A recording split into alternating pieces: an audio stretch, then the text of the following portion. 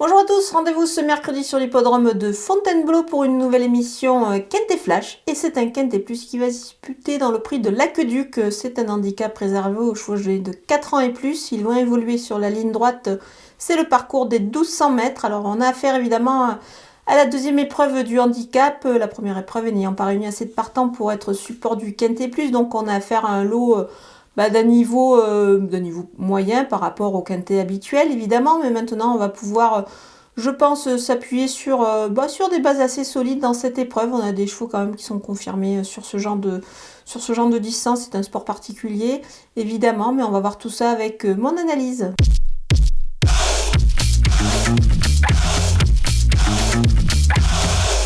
On attaque avec mes bases et le numéro 5, Drogo, le cheval après avoir été un petit peu en difficulté au cours de l'été 2022. Moi je trouve que le cheval revient plutôt en forme. Il trouve ici dans cette épreuve, à mon avis, une situation plutôt intéressante. Je pense qu'il devrait pouvoir jouer les premiers rôles dans cette épreuve. Il est de mieux en mieux, donc voilà, le cheval détient pour moi une très belle chance. Ensuite le numéro 6, Talinski. Il vient d'effectuer quand même 3 belles perfs d'affilée, donc je pense que c'est pas mal. Sa valeur redevient plutôt intéressante. Il devrait pouvoir être compétitif à nouveau dans cette catégorie-là. Donc voilà, avec une valeur revue quand même à la baisse, c'est plutôt intéressant dans cette épreuve. Le numéro 2, Glory of Rome, le cheval a pas mal de vitesse. Sur la ligne droite, évidemment, c'est pas mal du tout ici, et sur celle de Fontainebleau notamment.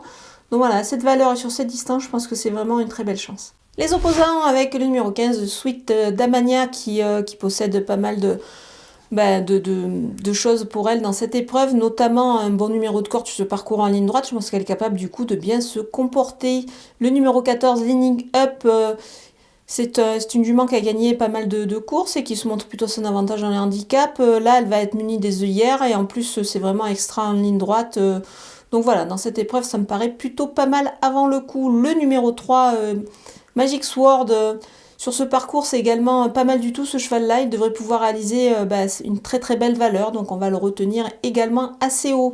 Le numéro 9, Jazzy Moon, c'est pas mal du tout ce cheval. Il pourrait causer une petite surprise, apporter une petite cote dans ce Quintet Plus. Moi je pense que ça peut être intéressant de le retenir. Il peut se réhabiliter. C'est un cheval qui a eu besoin d'un petit peu de reprendre le goût de la compétition. Là, je pense que c'est beaucoup mieux, donc attention à lui. Il peut pourquoi pas réaliser une belle performance sur ce parcours en ligne droite. Mon coup de poker, c'est le numéro 7, Glicourt. C'est un cheval qu'on connaît bien, évidemment, à ce niveau de la compétition, surtout dans les deuxièmes épreuves. C'est un cheval qui apprécie ce parcours-là. Il est souvent placé. Alors, il ne gagne pas souvent, donc c'est pour cette raison que je pense qu'on peut le retenir sans hésiter. Pour une place ici, il devrait pouvoir se montrer à son avantage. Donc, il ne faut vraiment pas le négliger dans cette épreuve. Tenter le numéro 7 Glicourt en The Couillon dans cette épreuve, c'est-à-dire trouver le 4e de la course. Et pour cela, vous vous rendez sur le site theturf.fr, vous ouvrez un compte. Et vous le savez, The Turf double votre premier dépôt jusqu'à 100 € en utilisant le code promo FlashTurf.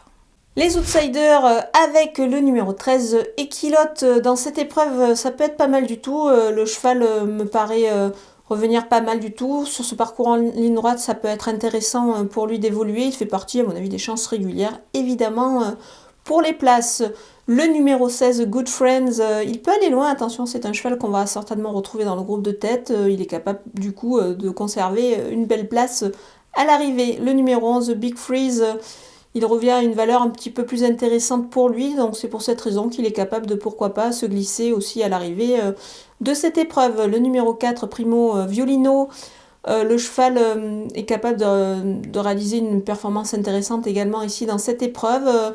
Voilà, il a réalisé une bonne saison 2022, jugé sur ça, il est capable de aussi conclure à l'arrivée.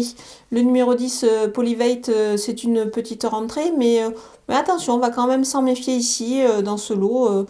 Ce lot qui me paraît évidemment pas exceptionnel, c'est une deuxième épreuve, donc voilà, ça peut créer une petite surprise à l'arrivée. Le numéro 8, Mino Pico, c'est une jument qui est assez intéressante, mais attention, la distance est peut-être un petit peu courte du coup. Donc c'est pour cette raison que je l'ai mise un petit peu plus bas dans ma sélection, mais elle est capable de, pourquoi pas, aussi accrocher une belle place à l'arrivée. On termine avec les délaissés et le numéro 1, Boza. Moi, je préfère quand même sur la PSF et sur une distance un petit peu plus longue, donc c'est pour cette raison que je vais m'en passer ici. Le numéro 12, Jasmin Doré. Voilà, dans ce lot aussi, ça me paraît pas évident du tout. Il a été un peu écarté des pistes durant l'hiver, donc ici, ça me paraît un petit peu compliqué dans cette épreuve. Voilà, on a passé en revue tous les partants de ce Quintet Plus. Je vous laisse avec ma sélection et mes conseils de jeu.